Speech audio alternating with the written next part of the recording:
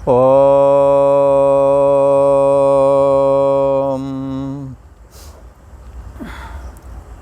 श्री योग वासिष्ठ के स्थिति प्रकरण में श्री वशिष्ठ जी महाराज बोले, हे निष्पाप राम जी, शुद्ध ब्रह्मत्व की वृत्ति जो चेतन शक्ति है, जो कि निर्मल है, शुद्ध ब्रह्म से उत्पन्न होने वाली ये चेतन शक्ति भी निर्मल ही है। इसलिए यह तैर्जिता सर्गो येषाम साम्ये स्थितम मना निर्दोषम ये समम ब्रह्म तस्मात् ब्रह्मणि ते स्थिता। ये परम ब्रह्म परमात्मा निर्दोष और सम है, उससे उत्पन्न होने वाला ये चेतन रूप जीव भाव, जिसको कहते हैं सोने जागने वाला चैतन्य, ये जो है कैसा है, ये किससे उत्पन्न हुआ है? ये ब्रह्म से ही उत्पन्न हुआ है। हाँ, जैसे तुम्हारे गर्दन ऊपर मुख से दर्पण में प्रतिबिंब उत्पन्न होता है, ऐसे ही, अथवा जैसे पानी से लहरें उत्पन्न होती हैं, ऐसे ही ब्रह्म समुद्र से ये सोने जागने वाली चेतना रूप जीव रूपी लहरें प्रकट हुई हैं। ये लहरें ब्रह्म समुद्र से आई हैं, जीव रूपी लहरें, ये ब्रह्मई हैं। जीवो ब्रह्मैव, जीव ब्रह्म ही है, ऐसा बड़े बड़े ऋषि महर्षियों ने कहा है। तो कहते हैं ये जीव ब्रह्म ही है, क्योंकि ब्रह्म से उत्पन्न हुआ है। और जासे उपजे नानका लीन ताहि में होए, जो जिससे उत्पन्न होता है उसी में लीन भी हो जाता है। जीव ब्रह्म से उत्पन्न हुआ तो जीव की मुक्ति क्या? ब्रह्म में लीन हो जावे। जैसे पानी से लहर उत्पन्न हुआ है तो लहर की मुक्ति क्या है? कि वो पानी में लीन हो जाए, अपना आकार खत्म करे, आकार से अपने अहम वृत्ति को हटा ले। तो जीव की मुक्ति क्या है? देहा अभिमान से अपने को मुक्त कर ले और कर्म की वासना से अपने को अलग कर ले। तो फिर क्या बचेगा? परशेष से बचा हुआ आत्म तत्व ही उसका निज स्वरूप बचता है, जो सदा मुक्त स्वरूप है। हे राम जी, ये जो चेतन शक्ति है, जो जिसको निर्मल कहा है, ये कैसी है? जब वह स्फुरण रूप होती है। मन को ही स्फुरण रूप समझ के चलना, मन में ही सोने जागने वाली चेतना, जब तक मन है जाग रही है चेतना। जब मन लीन हो जाता है तब ये चेतना सो जाती है। इसलिए ब्रह्म चेतना कैसी है?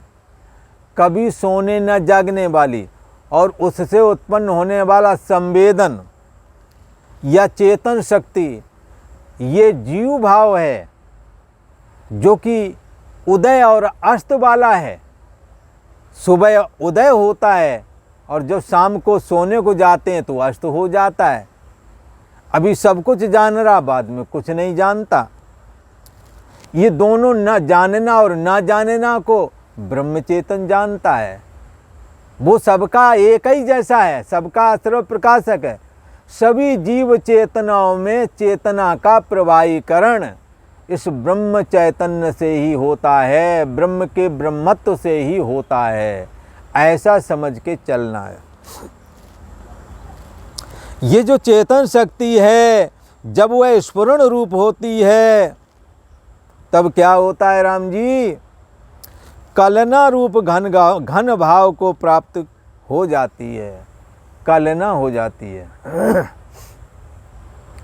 जैसे कहें जब पानी में कोई क्षोभ होता है तो कोई आकार बनता है, ऐसे ही शुद्ध ब्रह्म में जब स्फुरण होता है तो उसमें कलना प्रकट होती है। कलना को ही उपनिषद ने दूसरे तरह से कहा कि तदैक्षत एको हम बहुश्याम प्रजाए, उसको ईक्षणा हुई परम ब्रह्म परमात्मा को, आत्मा को, ब्रह्म को, कि मैं एक से एको हम बहुश्याम प्रजाए। पहले तो ईक्षणा ही नहीं थी, पहले ईक्षणा हुई। ईक्षणा कहने का मतलब है मूल प्रकृति आ गई। फिर क्या हुआ, मूल प्रकृति के आने पर ब्रह्म में जब मूल प्रकृति आई तब फिर एको अहम बना। एको अहम ईश्वर अहम कहलाता है, इसी का नाम ओम है, जिसके लिए पातंजलि ने योग शास्त्र में कहा तस्य वाचिका प्रणवा तद जपा तद अर्थ भावनम। उस ओंकार रूप परमेश्वर का, जिसकी उपाधि मूल प्रकृति है, ये मूल प्रकृति भी, इसका कोई रूप आकार नहीं है, पर गुण है इसमें, सतोगुण, रजोगुण और तमोगुण, तीनों गुणों की साम्य अवस्था वाली निराकार मूल प्रकृति जब ब्रह्म में स्फुरण होती है, तब उसी समय ब्रह्म चैतन्य में ईक्षणा उत्पन्न होती है। तदक्षत, उसको ईक्षणा हुई। बोले क्या हुई? एको हम, मैं एक हूँ। पहले एको हम की भी कल्पना नहीं थी, ये समझ के चलना आप। कदाचित ऐसा नहीं सोचना कि पहले से एको हम होगा। एको हम भी नहीं था, न ईक्षणा थी। ईक्षणा होने के साथ ही ब्रह्म में मूल प्रकृति आई, और मूल प्रकृति में जब ब्रह्म चैतन्य ने अपने को झांका, जैसे हम दर्पण में देखते हैं तो क्या लगता है दर्पण में? एक मैं हूँ, क्योंकि एक ही चेहरा होता ना। जब मूल प्रकृति में ब्रह्म चैतन्य ने अपने को झांका तो उसे लगा एको हम, मैं एक हूँ, दूसरा नहीं है। अच्छा, जब एको हम हो गया और सब में वही, उस समय उसके अलावा दूसरा नहीं था, पर अकेले आनंद तो नहीं आता है ना। जब बहुत लोग हों तभी बढ़िया पड़ता है। तो उसने क्या हुआ, एको हम, अरे मैं जो एक हूँ बहुश्याम प्रजाए, मैं बहुत रूप हो जाऊं। तो तत् सृष्ट्वा तान आन प्राविशत, उसने इनकी संरचना की और स्वयं ही प्रवेश कर गया। इसलिए जरा तो इतना बता दो भगवान, लगी ये कैसी लगा रहे हो, हम ही में रहकर हम ही से भगवान ये खोज कैसी करा रहे हो। परमात्मा हमारे आपके अंदर में समाया हुआ है। उसके लिए कहते हैं जब वो स्फुरण रूप होता है तो कलना रूप घन भाव को प्राप्त हो जाता है, अर्थात एको हम समष्टि अहम प्रकट होता है। हाँ, और संकल्प रूप धारण करता है। एको हम हुआ, फिर मन फुरने लगा। संकल्प विकल्पात्मक मनः, मन संकल्प विकल्पात्मक कहा गया है। फिर क्या होता है? फिर तन्मय होकर के मन रूप होती है ये चेतना। कौन? चेतन शक्ति। जब ब्रह्म चेतना और मन से जब संपर्क होता है, जब इनका संबंध बनता है, संबंध बनने का मतलब जैसे स्फटिक मणि कहें अथवा सुंदर कांच के गुटका के पीछे हम रख देते हैं लाल फूल गुलाब का। अब वो गुलाब की लालिमा कांच में दिखाई दे रही है अथवा स्फटिक मणि में दिखाई दे रही है। तो ये लालिमा कांच में है अथवा फूल में है, किस में है? हाँ, दिखती तो कांच में ही है, लालिमा कांच में ही नजर आ रही है। आप कैसे कहते हो फूल में है? तो बोले ऐसे कहते हैं, फूल हटा देते हैं फिर कांच में लालिमा दिखाओ, तो नहीं दिखती। परंतु जब लाल फूल कांच की गुटके से या कांच के टुकड़े से जुड़ा है तो कांच भी लाल ही दिखता है। ऐसे ही जब साक्षी आत्मा मन से जुड़ा हुआ होता है तो घन भाव को प्राप्त होकर के संकल्प रूप धारण कर लेता है। इसलिए मन का स्वरूप क्या है? संकल्प विकल्पात्मक मनः। मन संकल्प विकल्प करने वाली वृत्ति रूप जो मन है उसी को कहते हैं। तो संकल्प रूप धारण करती है, फिर तन्मय रूप होकर मन बन जाती है। यह मन भी राम जी कैसा है? संकल्प मात्र। क्या संकल्प है? एड़ी से चोटी तक जो ये शरीर है यही मैं हूँ। जीव भाव मन संकल्प मात्र से जगत की संरचना कर देता है। जैसे जब स्वप्नावस्था हमें आपको प्राप्त होती है, कब प्राप्त होती है? जब मन तंद्रा में जाता है तो मन में बसे हुए रोज़मर्रा के जगत के लेन देन व्यवहार आदि स्वप्नावस्था में दिखने लगते हैं। संकल्प मात्र ये जो मन है, एक क्षण में तंद्रा आई कि स्वप्न दिखा कि उसमें सारी दुनिया दिखने लगती है। इसलिए मन को संकल्प मात्र बताया गया है और ये संकल्प मात्र जगत की संरचना भी करता है। जगत ये कैसा बनाता है? संकल्प मात्र। इसलिए मन में वो जो स्वप्न में जो जगत दिखाई दिया वो मन के अंदर वासनात्मक संकल्प का ही नतीजा था, जो स्वप्न में जगत आप देख रहे थे। अर्ध सुषुप्ति तंद्रा के वक्त में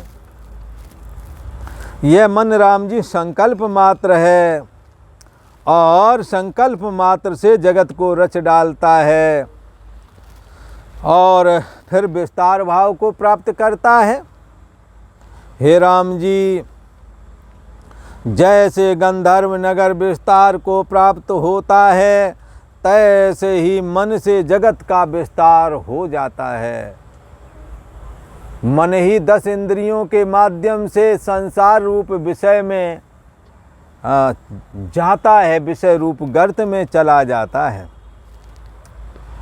तो कहते हैं जैसे गंधर्व नगर विस्तार को प्राप्त होता है ऐसे ही मन से जगत का विस्तार होता है। मन जब विषय लोलुपता में होता है, विषयासक्त होता है, तो फिर मन में संसार बढ़ता ही चला जाता है। जैसे गंधर्व नगर विस्तार को प्राप्त होता है राम जी, तैसे ही मन से जगत का विस्तार हो जाता है। मन संकल्प विकल्प के द्वारा अपना विस्तार करता रहता है। तो यहाँ कहते हैं हे राम जी, ब्रह्म दृष्टि जब त्याग देते हैं तब जगत का अंत नहीं होता है। जैसे राम जी गंधर्व नगर दिखता है और विस्तार को प्राप्त होता है, तैसे ही मन से जगत का विस्तार होता है। हे राम जी, ब्रह्म दृष्टि को त्याग के जो मन ने जगत रचना की है, जो जगत रचता है ये मन, सो सब आत्मसत्ता का ही चमत्कार है। जैसे H2O मात्र पानी का ही चमत्कार है जो लहर फैन बुदबुदे बन करके दिखता है, ऐसे ही ब्रह्म दृष्टि को त्याग करके मन जगत रचता है। यदि ब्रह्म दृष्टि का आश्रय करे तो आत्मै वेदम सर्वम, सब कुछ आत्मा ही है ऐसा ज्ञान हो जाता है। तब क्या लगता है कि ये सब आत्मसत्ता का चमत्कार है जगत। हे राम जी, हमको तो ये सारा जगत आकाश रूप दिखता है, अर्थात शून्य रूप दिखता है। लोग देखते हैं आकाश को, पर हमें आकाश में शून्यता और जगत में भी शून्यता देखता हूँ।